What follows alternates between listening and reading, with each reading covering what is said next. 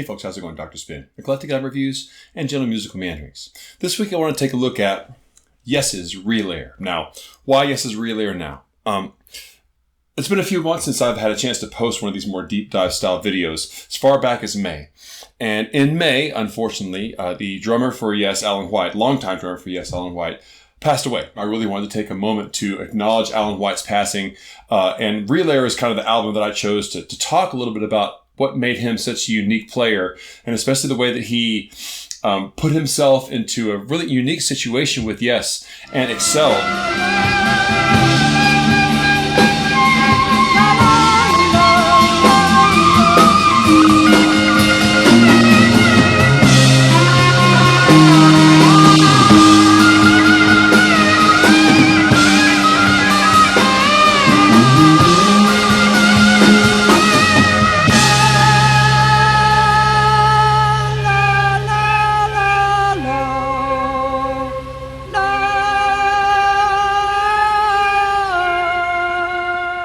Alan White was not the original drummer for Yes. That title belongs to famous progressive rock drummer Bill Bruford. Bruford left Yes kind of unexpectedly after one of their most influential albums ever that they recorded was Close to the Edge. Bill Bruford never toured under that album. About a week before they were planning on going out on tour, he announced that he was leaving Yes for King Crimson. Alan White was attached to John Lennon and the Plastic Ono Band at that point, and when you listen to John Lennon sing Imagine or Instant Karma, the drums on those songs are Alan White. But Alan White kind of walked in a lot of the same circles as Yes, regardless of his attachment with John Lennon, and had a connection through producer Eddie Offord. So his name sort of came up sort of at the last minute because the band was about to embark on their Close to the Edge tour in like a week.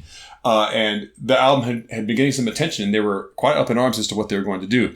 But it turns out that Alan White came in and played the songs in his own style. He's a very hard-hitting rock-style drummer. But despite replacing a drummer in Yes that was from a very different style, he learned all the material for Yes in just 3 days and went on tour with them on their very first night of the tour in Dallas, Texas. Look, it's not the kind of thing you could just sit down and fake. It's intricate and it's complicated. And he continued to play with Yes throughout the rest of their career. And the album that followed Close to the Edge was the kind of divisive album Tales from Topographic Oceans. And that album didn't really have the kind of same traction that their previous albums had. It was very expansive and maybe a little bit too overblown. Certainly Rick Wakeman thought so, because he left Yes after the release of Tales from Topographic Oceans in 1973. So walking into Relayer, you have the replacement of Bill Bruford with Alan White already in the rearview mirror, and now the daunting task of trying to replace the personality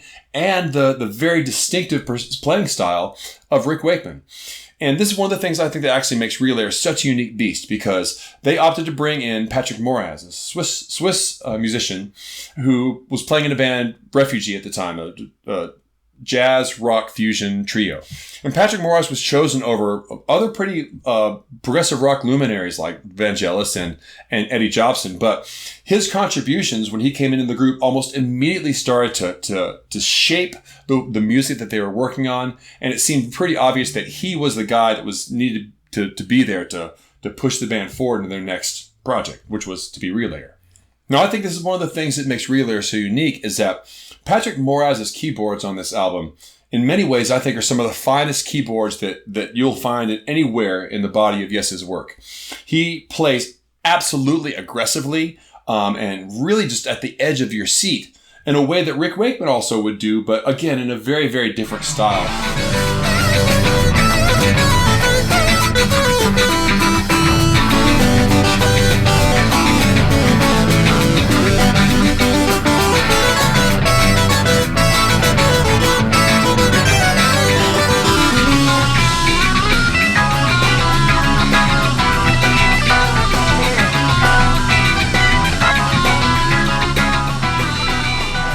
His style was much more influenced by jazz rock and jazz fusion. And it's really exactly what Yes needed at the time.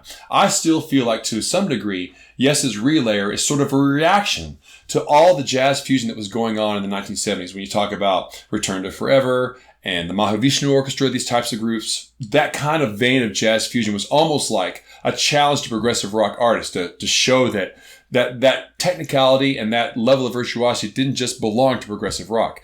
And so conversely, I have always felt like that Relayer was sort of Yes's attempt to do just that, to throw it back in the face of the jazz fusion folks. And its depth and the virtuosity on this album, I think, show a level of personal challenge in the group that I don't think that they accomplished again during the course of their career. One of the things that Yes did on Relayer that kind of helped to brush it into what they'd already done before was structured a little bit like Close to the Edge, with one big side-long piece and then two shorter pieces on the second side.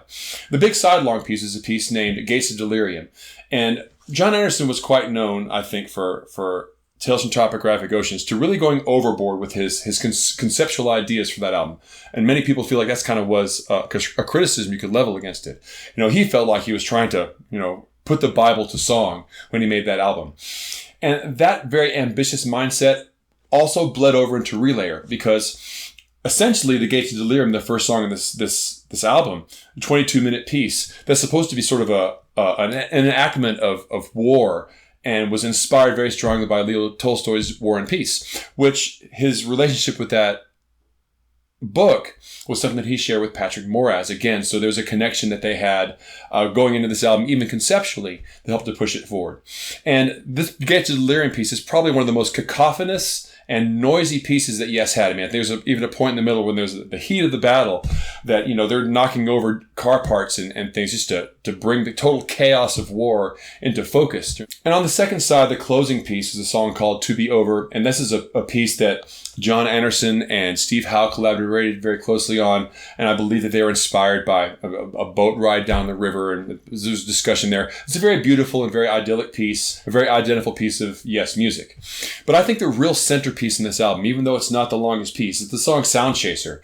Sound Chaser is a spot, I think, where Yes's virtuosity and their ambitions really all came to a fore. This piece contains Chris Squire's favorite bass line that he created throughout the entire history of Yes. As a matter of fact, he used to use the bass line from this piece as his warm-up for going on stage. He never admitted to practicing much, but this is the bass line that he liked to come back to, as he recounts much later in 1987 in a instructional video, arguably, that he put out about his own bass playing. There's one thing I do like to warm up on sometimes, which is the track Sound Chaser from the Relayer album, and I'll just give you a little bit of that.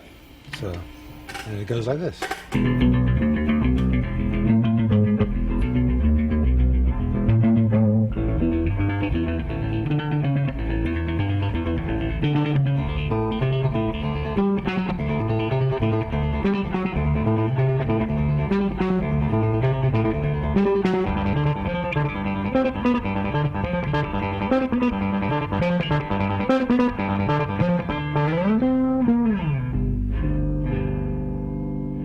But what this has in it that I think is worth mentioning is one of the very few spots in the entirety of Yes's long history where Alan White takes a drum solo. But Alan White was never much of a drum soloist. He even in a live setting, when he was in a band where each person in the band would take a solo throughout the night, his solo section was always very muted and very sort of reserved, and often was shared with Chris Squire. But here in this piece is a little bit different.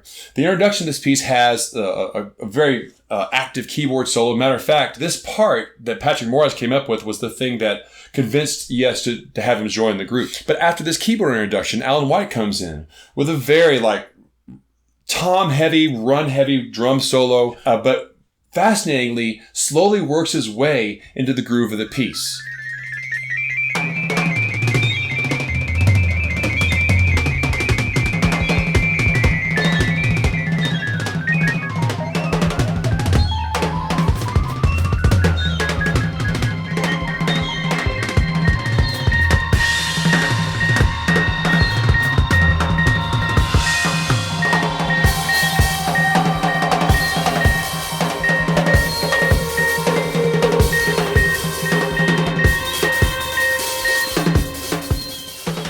Not a situation where the drums, the band stops and it's a drum solo. He's using the drums to lead the band into the body of the piece. And that's some pretty tasteful drumming, and it's a really great concept and a really great way, I think, to sew different parts of the piece together without just making it seem like a drum feature. But I also think that's the spot in which Alan White really proves his worth as a viable alternative to Bill Bruford's drumming. Bill Bruford would never have been able to pull off in the same way what Alan White was doing in this. His style was way too busy and way too florid, but he was able to really bring in the aggressive nature of Sound Chaser and announce the beginning of the piece in a way that was super compelling and brought the energy up and kept it going for the runtime of the entire song. So I'm talking about Relayer in relationship to Alan White's specific virtuosity.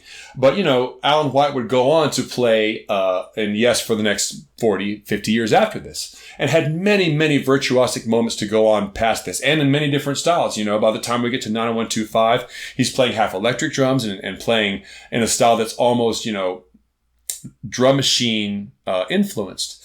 And I remember it specifically when we got to like magnification in the 2000s. I remember thinking, man, as Alan White gets older, he just keeps hitting harder and harder and harder. He was always a super aggressive drummer, but that aggression, that hard hitting style, I feel like whenever he came on in 1973, was exactly what Yes needed to propel them forward. Bill Bruford's work would not have matched the same way. Bill Bruford was much more well suited for King Crimson in the long run. I think history will show that was the case. So I really wanted to catch Alan White's passing because I think that it's easier to overlook his passing than it was, like, say, Chris Squire's passing. It was a major, major deal when Chris Squire passed on. But Alan White was probably the one guy that logged as many hours in Yes, just second to Chris Squire. He's played over 3,000 shows with Yes in his lifetime. And stayed with the band through thick and thin, all through the 80s, 90s, even through the 2000s, played up to their very last album.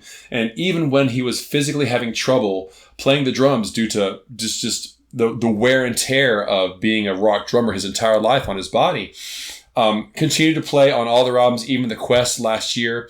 Had an understudy of Jay Shellen playing with them on tour, but was still getting out and playing as much as he could. Of course, it was a shame to know that he had passed. But again, it's one of those situations where he has such an amazing body of work to look back on. We are very fortunate to be able to see that. And certainly as important as he has been to Yes's history, I think that acknowledging his unique virtuosity is important, because Yes's virtuosity is one of the things that they define themselves by. And his most virtuosic moments, like many of the bands, but especially his, I think, can be found on Relayer. So great album to check out with lots of amazing musical moments on it. But really thinking about Alan White on this album, I think, is a good angle to enjoy it. It's one of my favorite Yes albums, maybe even my top three. I would put it over some of probably their more classic work, to be honest. But it has always meant a lot to me, and I think it's a great album. If you're a Yes fan, if you've never really delved into this album, I think you've missed out on something well worth doing. So that's all I'm going to say about this week, though. So if you like this video, please like and subscribe and share it with your friends. Also follow me over on Spotify. I'm putting tracks up from all the stuff I've covered this year in a master playlist, so go check that out. I'm also doing eliminations for my best music of 2022, so keep your eyes open for that. And until you see you next time, I'll catch you on the flip side.